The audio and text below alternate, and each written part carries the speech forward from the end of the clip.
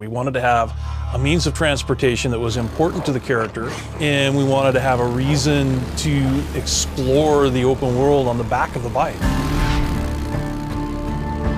Because Deacon is a member of the Mongrels MC, which is an outlaw motorcycle club built around motorcycles, the bike is symbolic as well as a physical thing that he uses to survive. And that's one of the reasons why we really wanted to explore this type of a character in a post-apocalyptic setting, is because his connection to his bike is deeper, I think, than any other type of vehicle that you could have if you were just an average Joe living in this world. One of the things that we have worked so hard on in the game is making the bike fun, whether you ride a real bike or not.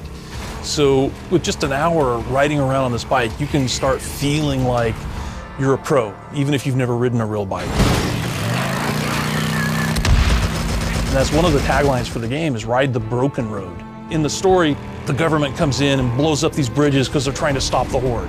You can jump them. You know, you have to upgrade your bike, and you have to, you know, upgrade your skills in order to be able to jump some of the bigger jumps in the game and reach areas that you maybe couldn't otherwise get to. If the player engages in side quests and does work for these encampments, he can earn enough trust and credits to buy better, faster engines and nitrous, so he can help boost out of those situations to get out of trouble. But if the rain comes in, makes the trails all muddy, that's something the player really has to pay attention to, because, you know, then you wipe your bike out and it takes a bunch of damage, and then you're on foot for a while until you can find the scrap you need to repair it. And we wanted to make it, you know, sort of survival light, which means that we have, you know, fuel management for your bike. You really have to pay attention to it.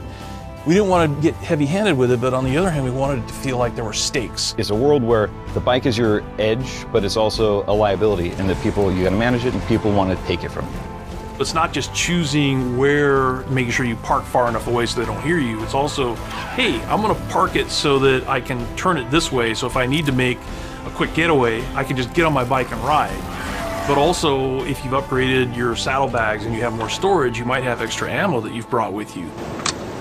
Move up on him! There is a full suite of customizations you can do on the bike. So in ways to make it yours instead of just Deacon. So for example, you've got all the different color choices, all the color palettes. There, as part of rewards for all the storylines, we have all these decals and custom painted tanks, and all that stuff can be used for you as the player to choose how you want the bike to look. I'm excited when this game comes out on April 26th to see what combinations the gaming community comes up with.